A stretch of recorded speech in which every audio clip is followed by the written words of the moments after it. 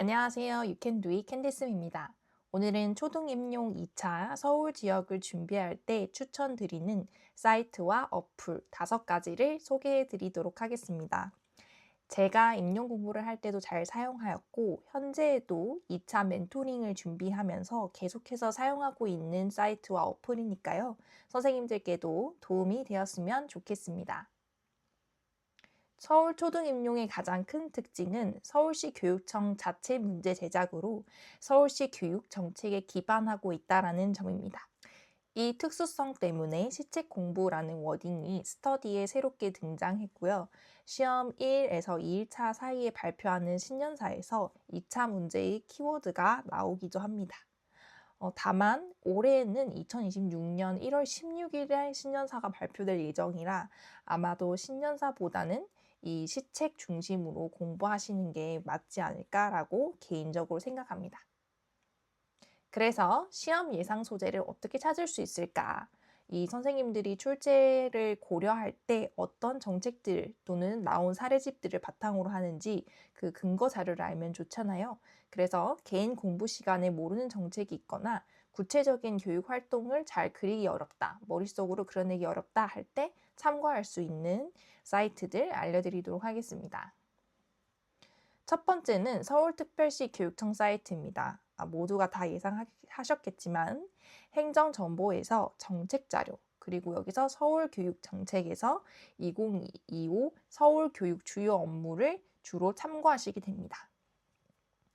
2026학년도 주요 업무를 굉장히 기다리시는 선생님들이 많으실 텐데요.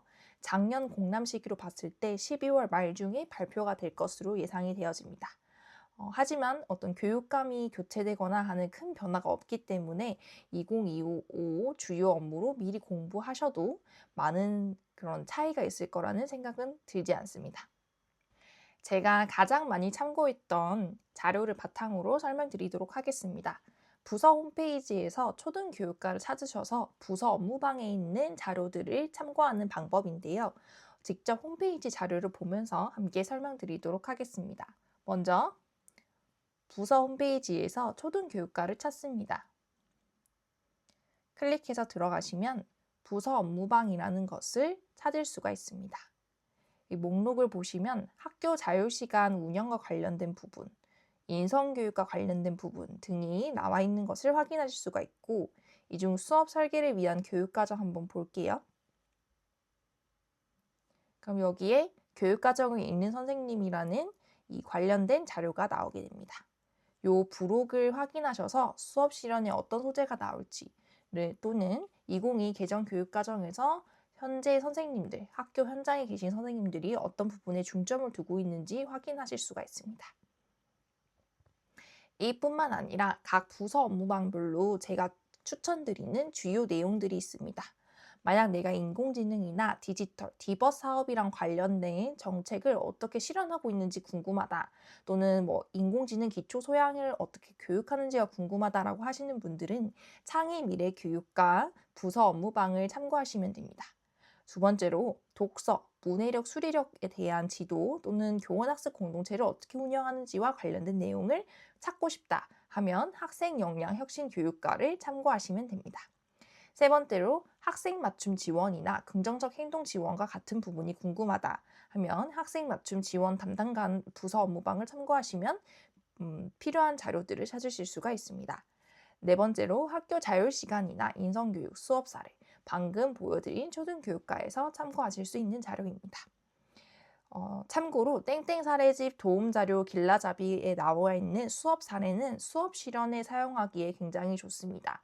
이미 선생님들께서 그 수업을 실제 하는데 도움을 주기 위해서 짜놓은 수업 차시이기 때문에 선생님들께서 수업 실현을 할 때 활동 1과 활동 2를 이런 식으로 구성할 수 있겠구나. 동기 유발에서는 이런 자료를 제공할 수 있겠구나 하는 부분들을 참고하시기 좋습니다. 뭐뭐뭐뭐 집의 도입 부분 같은 경우에는 그 개념을 정의하는 부분이 굉장히 많아요. 문해력이란 서울시에서는 어떻게 정의하고 있는지, 그럼 이 문해력을 측정하기 위해서는 어떤 도구를 활용하고 있는지에 대한 이론적인 배경이 설명이 되어 있는 경우가 많습니다.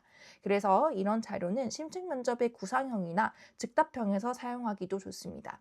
때로는 사용 도입의 배경 같은 경우는 설명을 잘 참고하셔서 구상형의 서론 부분에 사용하실 수가 있겠죠. 이러이러한 학교 현장의 상황으로 인해서 이러이러한 것들이 필요해졌다라고 연결해서 쓸 수 있는 배경 지식으로 활용하시면 도움이 될 것 같습니다. 다음으로 서울교육 웹진입니다. 교과교육과 특별기획 중에 특별기획에서 학생 맞춤 통합 지원을 클릭하시면 여기에 학생 맞춤 통합 지원과 관련된 통계 자료라든지 목적이라든지 아니면 체계가 어떻게 되고 있는지에 대한 구체적인 내용을 확인하실 수가 있습니다. 또는 교과교육에서 교육과정 문해력과 같은 칼럼을 골라서 읽으시면 교육과정 문해력을 어떻게 정의하고 있는지, 이 문해력에서 내가 쓸 수 있는 답안 근거에 되는 베이스 배경 지식이라고 생각하시면 되겠습니다. 지금은 두 가지만 언급드렸는데요. 이 외에도 지난 호에서 나왔던 키워드를 바탕으로 어떤 내용이 출제될 수 있을지에 대해서 고민해 보시면 도움이 되겠죠. 다음으로 교육 플러스입니다. 여기서는 전국에 들어가셔서 서울 지역을 기준으로 한번 뉴스를 보도록 할게요. 이렇게 쭉 보시고 저는 개인적으로 이 뉴스를 한번 골라봤는데요. 예산과 관련된 뉴스였습니다. 예산이 많이 편성되었다. AI 기초학력 안정 강화에 돈을 많이 들이겠다는 것은 그만큼 그 부분에 중점하겠다는 뜻으로 이해할 수가 있겠죠. 그래서 신규로 신설된 것은 무엇이 있는지 이런 것들을 신규 교사로서 당연히 알고 있기를 바라는 마음에서 문제를 출제할 수 있다. 이렇게 해석하시면 좋을 것 같습니다. 다음으로는 어플 추천입니다. 제가 잘 사용했던 빅타이머 어플인데요. 실제 시험 현장에서도 검은색 배경에 빨간색으로 숫자가 보이는 타이머를 사용하는 경우가 많습니다. 그래서 같은 어플이 아니더라도 타이머를 보는 연습을 꼭 하셨으면 좋겠고, 제가 확인해 봤을 때 안드로이드와 애플 모두 호환이 되고 무료로 사용이 가능합니다. 그래서 간단히 살펴보시면 이렇게 스톱워치 기능으로도 사용을 하실 수가 있고요. 그리고 타이머로 시간을 설정하시면 예를 들어 15분 이렇게 설정을 하시면 이 타이머로도 사용을 하실 수가 있습니다. 10초로 설정을 해서 끝났을 때 어떻게 되는지 한번 확인을 해보시면 아마 경각심을 조금 가질 수 있으실 거예요. 실제 시험 현장에서는 그렇지 않겠지만 이렇게 확인하실 수가 있습니다. 그래서 개인적으로 태블릿이 있다면 이 태블릿을 앞에 잘 보이도록 놔두고 이 시간을 보면서 하는 연습을 하시면 좋을 것 같습니다. 마지막으로 클로버 노트 소개해 드리도록 하겠습니다. 아마 많이 사용하고 계실 텐데요. 제가 이 차를 준비했던 시절부터 현재 멘토링을 할 때 선생님들의 어떤 수업 실현이나 심층 면접을 받을 때에도 꾸준히 잘 사용하고 있는 어플입니다. 특히 이 다운로드를 하게 되면 음성 기록을 통해서 스스로 피드백할 수 있는 시간을 가질 수 있다는 것이 큰 장점인 것 같아요. 그리고 휴대폰, 태블릿, 노트북이 하나의 아이디로 로그인을 하게 되면 연동이 가능하기 때문에 휴대폰으로 녹음하셔서 노트북으로 정리하면서 타이핑해서 피드백을 단다라든지 이런 식으로 다양하게 사용하실 수가 있습니다. 간단하게 보여드리면요. 점 3개를 누르셔서 음성 기록을 다양한 형태의 파일 형식을 골라서 다운로드 하시면 끝입니다.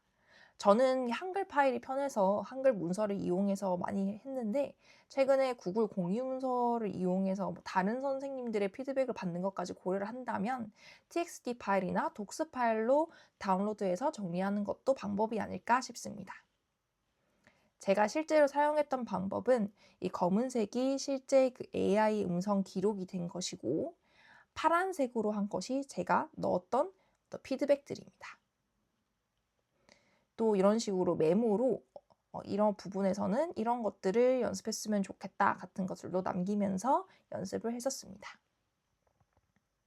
선생님들께 이 5가지 사이트와 어플이 조금이나마 도움이 되길 바라는 마음에서 영상을 제작했습니다. 늦었다고 생각하는 지금이 가장 빠른 순간이니 모두 마지막까지 잘 마무리하셨으면 좋겠습니다. 감사합니다.